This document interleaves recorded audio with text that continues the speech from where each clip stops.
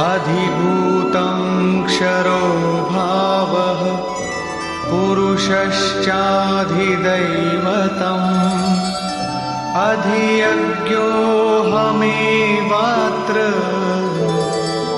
देहे देहभृतां वर। जब तक अक्षय भाव नहीं मिलता तब तक नष्ट होने वाले संपूर्ण क्षर भाव अधिभूत अर्थात भूतों के अधिष्ठान है। वही भूतों की उत्पत्ति के कारण है। पुरुषः च अधिदैवतम और प्रकृति से परे जो परम पुरुष है वही अधिदैव अर्थात संपूर्ण देवों दैवी संपद का अधिष्ठाता है। दैवी संपद उसी परम देव में विलय हो जाती है। देहधारियों में श्रेष्ठ अर्जुन, इस मनुष्य तन में मैं ही अधियज्ञ अर्थात यज्ञों का अधिष्ठाता हूं। अतः इसी शरीर में अव्यक्त स्वरूप में स्थित महापुरुष ही अधियज्ञ है। योगेश्वर श्री कृष्ण एक ही योगी थे जो संपूर्ण यज्ञों का भोक्ता है। अंत में यज्ञ उसमें प्रवेश पा जाते हैं, वही परम स्वरूप मिल जाता है। इस प्रकार अर्जुन के 6 प्रश्नों का समाधान हुआ। अब अंतिम प्रश्न कि अंत काल में कैसे आप जानने में आते हैं जो कभी विस्मृत नहीं होते।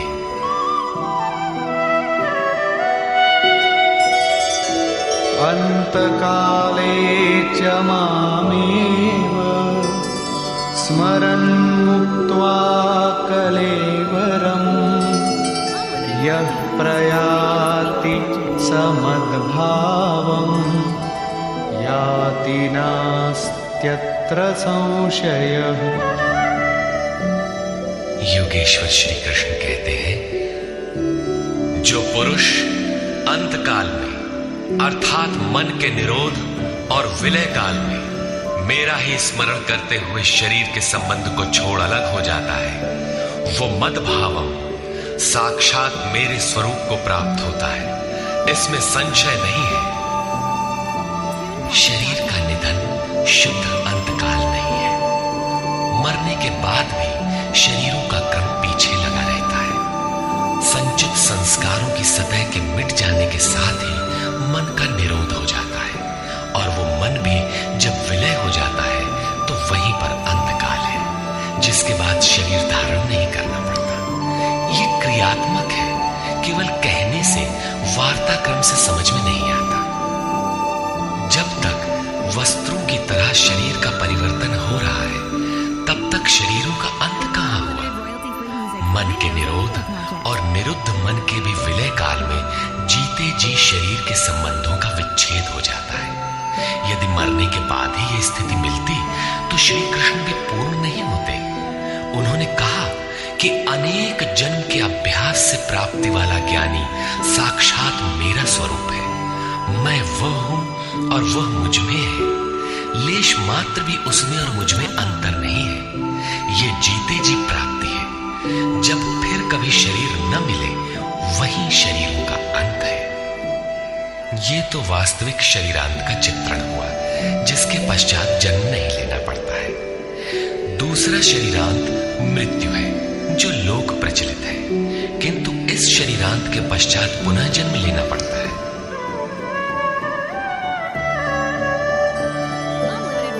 यं यं वापि स्मरन् भावम् त्यजत्यन्ते कलेवरम् तं तमेवैति कौन्तेय सदा तद्भावभावितः। कौन्तेय, मृत्यु के समय मनुष्य जिस भी भाव को स्मरण करता हुआ शरीर को त्यागता है उसको ही प्राप्त होता है। तब तो बड़ा सस्ता सौदा है। आजीवन मौज करें, मरने लगे तो भगवान का स्मरण कर लेंगे। किंतु श्री कृष्ण कहते हैं ऐसा होता नहीं। सदा तद्भाव भावितः, उस ही भाव का चिंतन कर पाता है जैसा जीवन भर किया है। वही विचार बरबस आ जाता है जिसका जीवन भर अभ्यास किया गया है। अन्यथा नहीं हो पाता। तस्मात् सर्वेषु कालेषु मामनुस्मरयुध्य च मय्यर्पितमनो बुद्धिः मामे वैश्यस्य संशयम्। इसलिए अर्जुन, तू हर समय मेरा स्मरण कर और युद्ध कर। मुझ में अर्पित मन और बुद्धि से युक्त होकर तो निसंदेह मुझे ही प्राप्त होगा। निरंतर चिंतन और युद्ध एक साथ कैसे संभव है? हो सकता है कि निरंतर चिंतन और युद्ध का यही स्वरूप हो कि जय कन्हैया लाल की, जय भगवान की कहते रहें और बाण चलाते रहें। किंतु स्मरण का स्वरूप अगले श्लोक में स्पष्ट करते हुए योगेश्वर कहते हैं,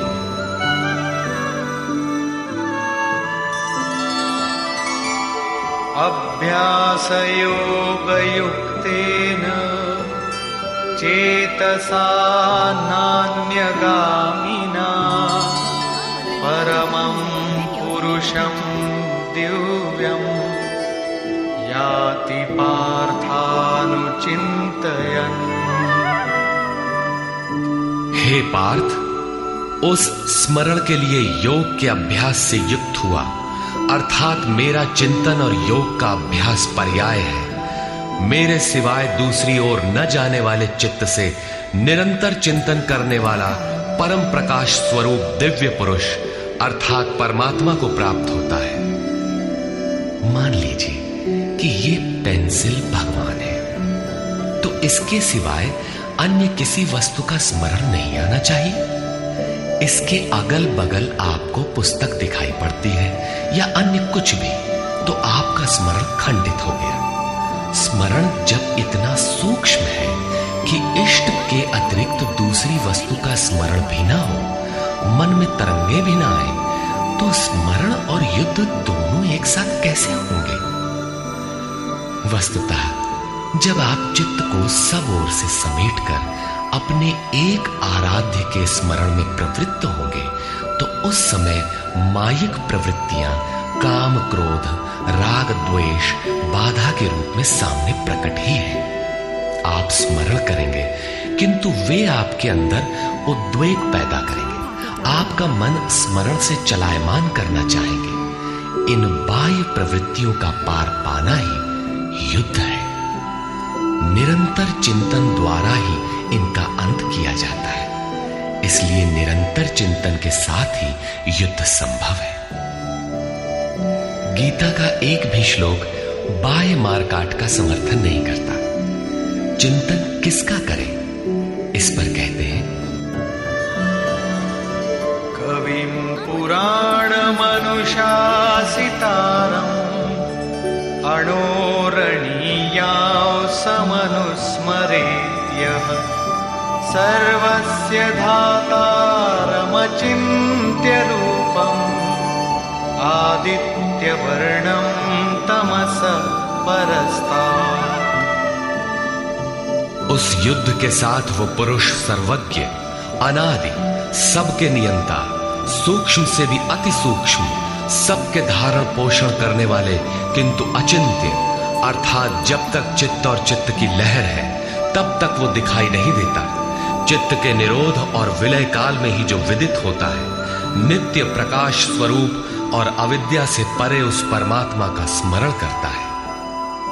पीछे बताया मेरा चिंतन करता है, यहां कहते हैं परमात्मा का। अतः उस परमात्मा के चिंतन अर्थात ध्यान का माध्यम तत्व स्थित महापुरुष है। इसी क्रम में प्रयाण काले मनसाचलेन भक्त्या युक्तो योगबलेन चैव भ्रुवोर्मध्ये प्राणमावेश्य सम्यक् सतं परं पुरुषमुपैति दिव्यम्। जो निरंतर उस परमात्मा का स्मरण करता है, वो भक्ति युक्त पुरुष प्रयाण काले, मन के विलीन अवस्था काल में योग बल से अर्थात उसी नियत कर्म के आचरण द्वारा भ्रिकुटी के मध्य में प्राण को भली प्रकार स्थापित करके, अर्थात प्राण अपान को भली प्रकार सम करके, न अंदर से उद्वेग पैदा हो, न बाह्य संकल्प कोई लेने वाला हो, सत रज तम भली प्रकार शांत हो, सुरत इष्ट में ही स्थित हो, उस काल में वो अचल मन अर्थात स्थिर बुद्धि वाला पुरुष उस दिव्य पुरुष परमात्मा को प्राप्त होता है। सतत स्मरणीय है कि उसी एक परमात्मा की प्राप्ति का विधान योग है। उसके लिए नियत क्रिया का आचरण ही योग क्रिया है, जिसका सविस्तार वर्णन योगेश्वर ने 4वें व 6वें अध्याय में किया है। अभी उन्होंने कहा, निरंतर मेरा ही स्मरण कर। कैसे करें? तो इसी योग धारणा में स्थिर रहते हुए करना है। ऐसा करने वाला दिव्य पुरुष को ही प्राप्त होता है, जो कभी विस्मृत नहीं होता। यहां इस प्रश्न का समाधान हुआ कि आप प्रयाण काल में किस प्रकार जानने में आते हैं। पाने योग्य पद का चित्र देखें, जो गीता में स्थान स्थान पर आया है। यदक्षरं वेदविदो वदन्ति विशन्ति यद्यतयो वीतरागाः यदिच्छन्तो ब्रह्मचर्यं चरन्ति तत्ते पदं संग्रहेण प्रवक्ष्ये। वेदविद अर्थात अविदित तत्व को प्रत्यक्ष जानने वाले लोग जिस परम पद को अक्षरम अक्षय कहते हैं, वीतराग महात्मा जिसमें प्रवेश के लिए यत्नशील रहते हैं, जिस परम पद को चाहने वाले ब्रह्मचर्य का पालन करते हैं। ब्रह्मचर्य का अर्थ जननेन्द्रिय मात्र का निरोध नहीं, बल्कि ब्रह्म आचरति सब ब्रह्मचारी, बाह्य स्पर्शों को मन से त्याग कर ब्रह्म का निरंतर चिंतन स्मरण ही ब्रह्मचर्य है। जो ब्रह्म का दर्शन करा उसी में स्थान दिला शांत हो जाता है।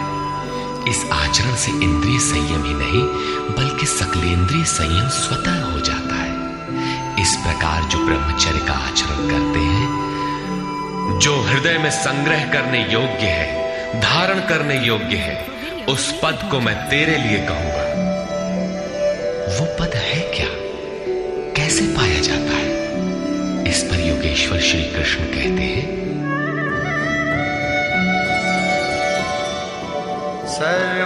सर्वद्वाराणि संयम्य मनोहृदि निरुध्य च मूर्ध्याधायात्मनः प्राणम् आस्थितो योगधारणा। सब इंद्रियों के दरवाजों को रोककर अर्थात वासनाओं से अलग रहकर मन को हृदय में स्थित करके ध्यान हृदय में ही धरा जाता है, बाहर नहीं। पूजा बाहर नहीं होती।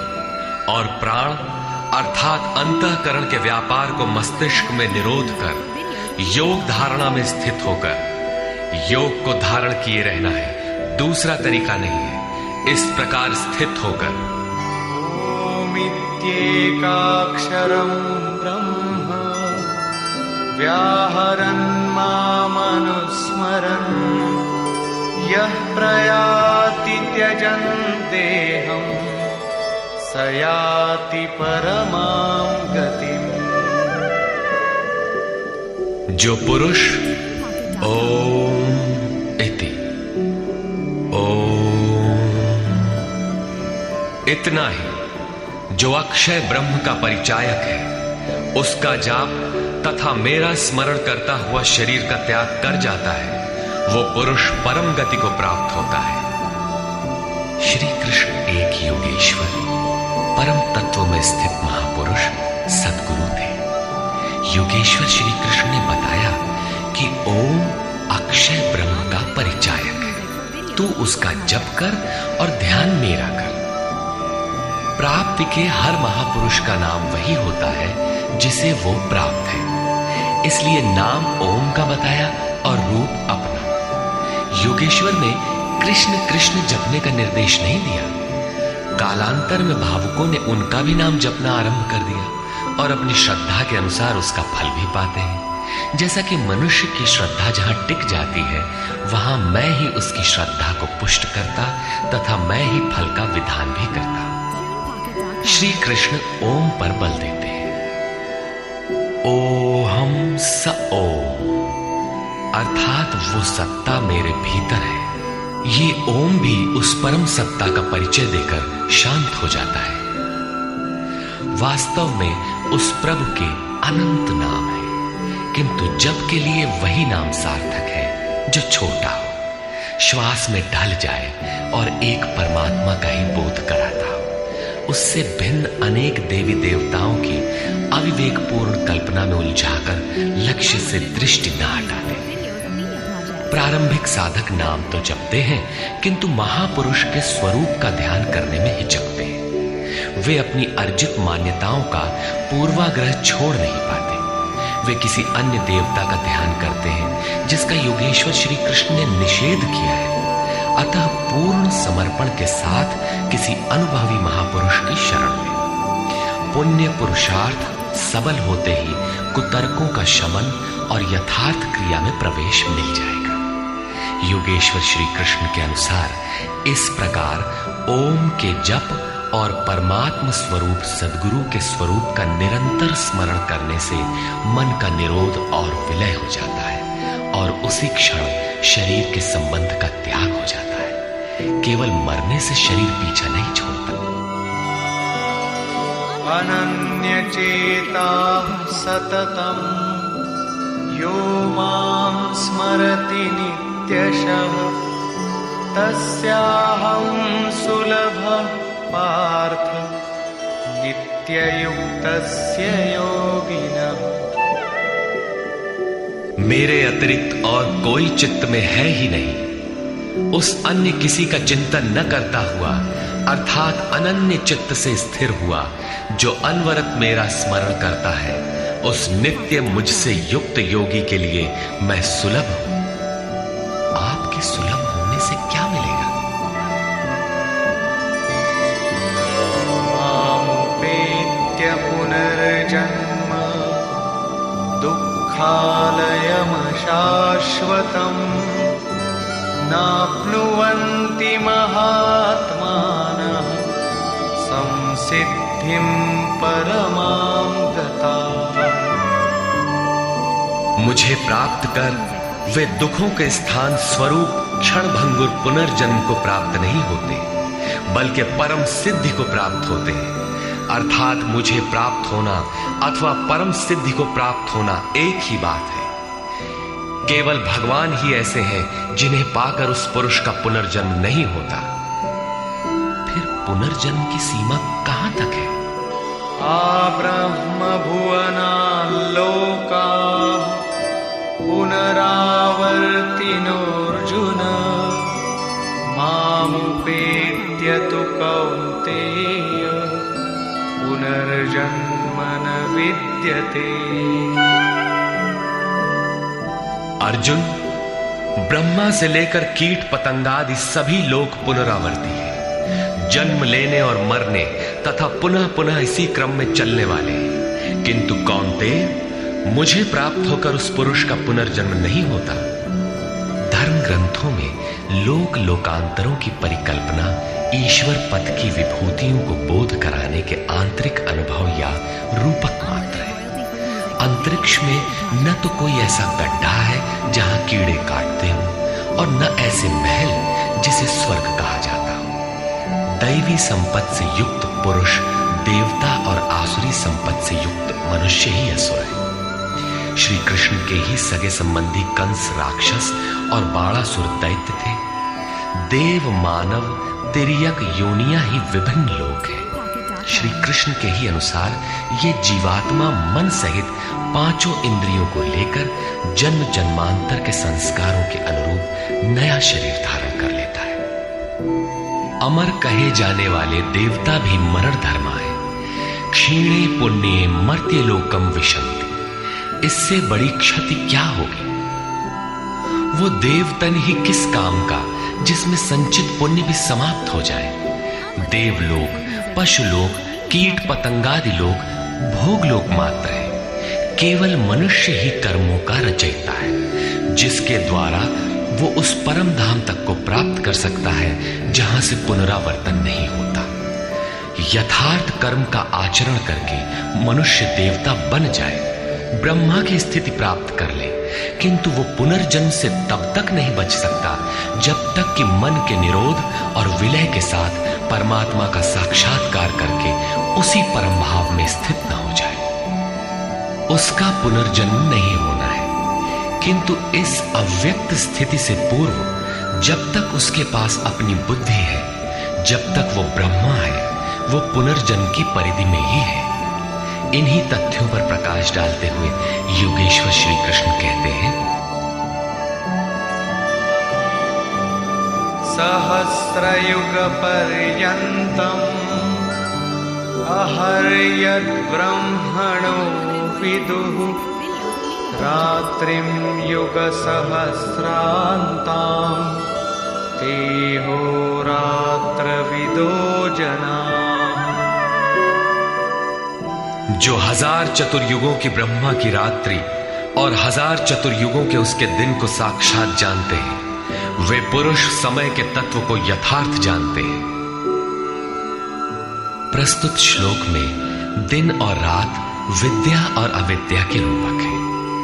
ब्रह्म विद्या से संयुक्त बुद्धि ब्रह्मा की प्रवेशिका तथा ब्रह्म विद्वरिष्ठ बुद्धि ब्रह्मा की पराकाष्ठा है। विद्या से संयुक्त बुद्धि ही ब्रह्मा का दिन है।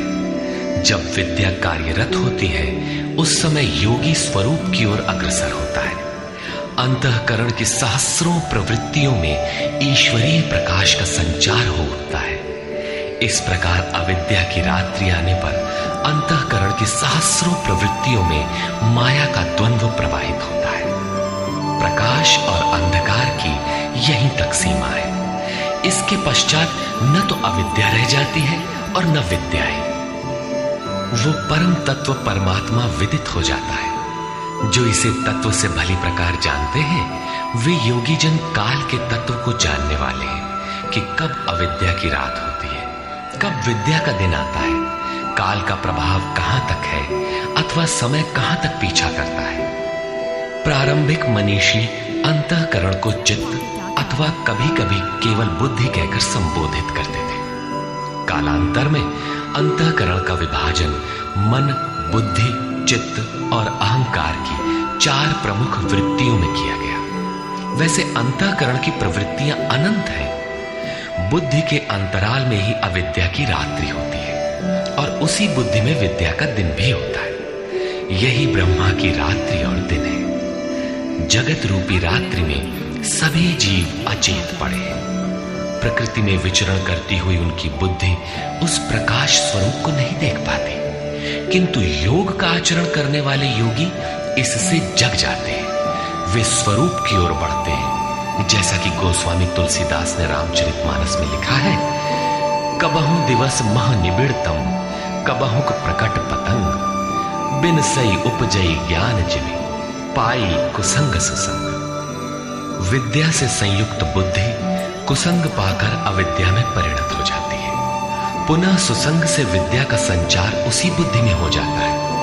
ये उतार चढ़ाव पूर्ति पर्यंत लगा रहता है। पूर्ति के पश्चात न बुद्धि है न ब्रह्मा, न रात रहती है न दिन। यही ब्रह्मा के दिन रात का रूपक है। न हजारों साल की लंबी रात होती है, न हजारों चतुर्युग का दिन ही होता है, और न कहीं कोई 4 मुंह वाला ब्रह्मा ही है। बुद्धि की उपर्युक्त 4 क्रमिक अवस्थाएं ही ब्रह्मा के 4 मुख और अंतःकरण की 4 प्रमुख प्रवृत्तियां ही उनके चतुर्युग हैं। रात और दिन इन्हीं प्रवृत्तियों में होते हैं। जो पुरुष इसके भेद को तत्व से जानते हैं, वे योगी जन काल के भेद को जानते हैं कि काल कहां तक पीछा करता है और कौन पुरुष काल से भी अतीत हो जाता है। रात्रि और दिन अविद्या और विद्या में होने वाले कार्य को योगेश्वर श्री कृष्ण स्पष्ट करते हैं।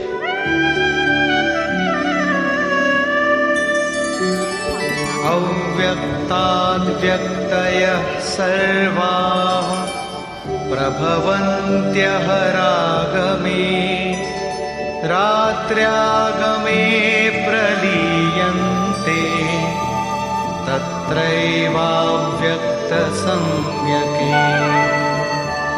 ब्रह्मा के दिन के प्रवेश काल में अर्थात विद्या, दैवी संपत्ति के प्रवेश काल में संपूर्ण प्राणी अव्यक्त बुद्धि में जागृत हो जाते हैं और रात्रि के प्रवेश काल में उसी अव्यक्त अदृश्य बुद्धि में जागृति के सूक्ष्म तत्व अचेत हो जाते हैं। वे प्राणी अविद्या की रात्रि में स्वरूप को स्पष्ट देख नहीं पाते, किंतु उनका अस्तित्व रहता है। जागृत होने और अचेत होने का माध्यम ये बुद्धि है, जो सब में अव्यक्त रहती है, दृष्टिगोचर नहीं है। भूतग्रामः स एवायं भूत्वा भूत्वा प्रलीयते रात्र्यागमे वश पार्थ प्रभवत्यः रागमे। हे पार्थ, सब प्राणी इस प्रकार जागृत होकर प्रकृति से विवश होकर अविद्या रूपी रात्रि के आने पर अचेत हो जाते हैं। वे नहीं देख पाते कि हमारा लक्ष्य क्या है। दिन के प्रवेश काल में वे पुनः जागृत हो जाते हैं। जब तक बुद्धि है तब तक इसके अंतराल में विद्या और अविद्या का क्रम चलता रहता है, तब तक वो साधक ही है।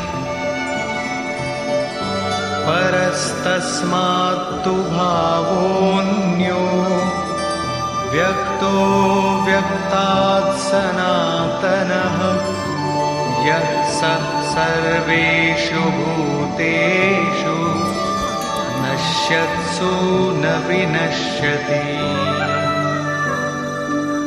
एक तो ब्रह्मा अर्थात बुद्धि अव्यक्त है, इंद्रियों से दिखाई नहीं पड़ती, और इससे भी परे सनातन अव्यक्त भाव है, जो भूतों के नष्ट होने पर भी नष्ट नहीं होता। अर्थात विद्या में सचेत और अविद्या में अचेत, दिन में उत्पन्न और रात्रि में विलीन भावों वाले अव्यक्त ब्रह्मा के भी मिट जाने पर वो सनातन अव्यक्त भाव मिलता है, जो नष्ट नहीं होता। बुद्धि में होने वाले उक्त दोनों उतार चढ़ाव जब मिट जाते हैं, तब सनातन अव्यक्त भाव मिलता है, जो मेरा परम धाम है। जब सनातन अव्यक्त भाव प्राप्त हो गया तो बुद्धि भी उसी भाव में रंग जाती है, उसी भाव को धारण कर लेती है। इसलिए वो बुद्धि स्वयं तो मिट जाती है और उसके स्थान पर सनातन अव्यक्त भाव ही शेष बचता है। अव्यक्तोऽक्षर इत्युक्तः तमाहुः परमां गतिम् यं प्राप्य न निवर्तन्ते तद्धाम परमं मम। उस सनातन अव्यक्त भाव को अक्षर अर्थात अविनाशी कहा जाता है, उसी को परम गति कहते हैं। वही मेरा परम धाम है, जिसे प्राप्त होकर मनुष्य पीछे नहीं आते, उनका पुनर्जन्म नहीं होता। इस सनातन अव्यक्त भाव की प्राप्ति का विधान बताते हैं। पुरुषः स परः पार्थ भक्त्या लभ्यस्त्वनन्यया यस्यान्तस्थानि भूतानि येन सर्वमिदं ततम्। पार्थ, जिस परमात्मा के अंतर्गत संपूर्ण भूत है, जिससे संपूर्ण जगत व्याप्त है, सनातन अव्यक्त भाव वाला वो परम पुरुष अनन्य भक्ति से प्राप्त होने योग्य है। अनन्य भक्ति का तात्पर्य है कि परमात्मा के सिवाय अन्य किसी का स्मरण न करते हुए उनसे जुड़ जाए। अनन्य भाव से लगने वाले पुरुष भी कब तक पुनर्जन्म की सीमा में है और कब वे पुनर्जन्म का अतिक्रमण कर जाते हैं, इस पर योगेश्वर कहते हैं।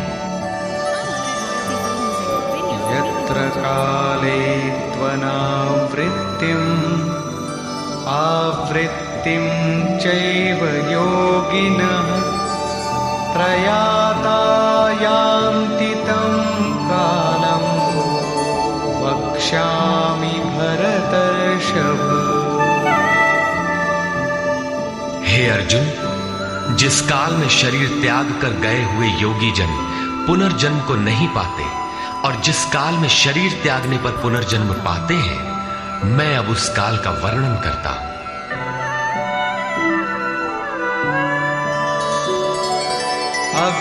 अग्निर्ज्योतिरः शुक्लः षण्मासा उत्तरायणम् तत्र प्रयाता गच्छन्ति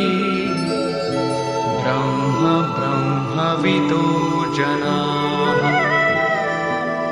शरीर संबंध का त्याग करते समय जिसके समक्ष ज्योतिर्मय अग्नि जल रहा हो, दिन का प्रकाश फैला हो, सूर्य चमक रहा हो, शुक्ल पक्ष का चंद्र बढ़ रहा हो, उत्तरायण का निरभ्र और सुंदर आकाश हो, उस काल में प्रयाण करने वाले ब्रह्मवेत्ता योगी जन ब्रह्म को प्राप्त होते हैं। अग्नि ब्रह्म तेज का प्रतीक है, दिन विद्या का प्रकाश है, शुक्ल पक्ष निर्मलता का द्योतक है, विवेक, वैराग्य, शम, दम, तेज और प्रज्ञा, ये षडैश्वर्य ही षण्मास है। ऊर्ध्व रेता स्थिति ही उत्तरायण है। प्रकृति से सर्वथा परे इस अवस्था में जाने वाले ब्रह्मवेत्ता योगी जन ब्रह्म को प्राप्त होते हैं। उनका पुनर्जन्म नहीं होता, किंतु अनन्य चित्त से लगे हुए योगी जन यदि इस आलोक को प्राप्त नहीं कर पाए, जिनकी साधना अभी पूर्ण नहीं, उनका क्या होता है? इस पर कहते हैं, धूमो रात्रिस्तथा कृष्णः षण्मासा दक्षिणायनम् तत्र चान्द्रमसं ज्योतिः योगी प्राप्य निवर्तते। जिसके प्रयाण काल में धुआं फैल रहा हो, योगाग्नि हो, अग्नि यज्ञ प्रक्रिया में पाए जाने वाले अग्नि का स्वरूप है, किंतु धुएं से आच्छादित हो, अविद्या की रात्रि हो, अंधेरा हो, कृष्ण पक्ष का चंद्रमा क्षीण हो रहा हो, कालिमा का बाहुल्य हो, षड विकारों अर्थात काम, क्रोध, लोभ, मोह, मद और मत्सर से युक्त दक्षिणायन अर्थात बहिर्मुखी हो, जो परमात्मा के प्रवेश से अभी बाहर है, उस योगी को पुनर्जन्म लेना पड़ता है। तो क्या शरीर के साथ उस योगी की साधना नष्ट हो जाती है? इस पर योगेश्वर श्री कृष्ण कहते हैं, शुक्ल कृष्णे गति हेते जगतः शाश्वते मते एकया यात्यनावृत्तिम् अन्यया वर्तते पुनः। उपर्युक्त शुक्ल और कृष्ण दोनों प्रकार की गतियां जगत में शाश्वत हैं, अर्थात साधन का कभी विनाश नहीं होता। एक अर्थात शुक्ल अवस्था में प्रयाण करने वाला पीछे न आने वाली परम गति को प्राप्त होता है, और दूसरी अवस्था में जिसमें क्षीण प्रकाश तथा अभी कालिमा है, ऐसी अवस्था को गया हुआ पीछे लौटता है, जन्म लेता है। जब तक पूर्ण प्रकाश नहीं मिलता, तब तक उसे भजन करना है। प्रश्न पूर्ण हुआ। अब इसके लिए साधन पर पुनः बल देते हैं।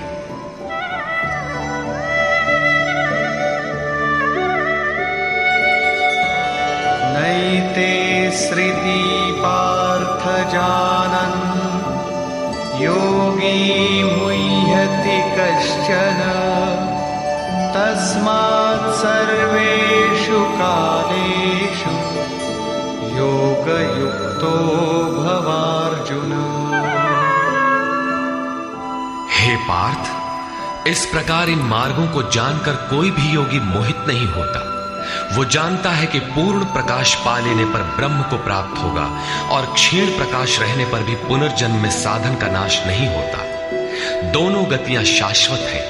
अतः अर्जुन, तो सब काल में योग से युक्त हो, अर्थात निरंतर साधन कर।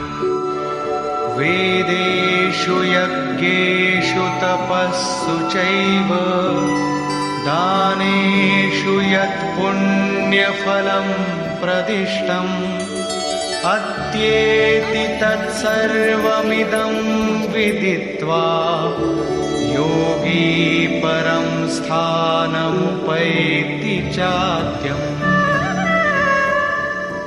इसको साक्षात्कार सहित जानकर, मानकर नहीं, योगी वेद, यज्ञ, तप और दान के पुण्य फलों का निस्संदेह अतिक्रमण कर जाता है और सनातन परम पद को प्राप्त होता है।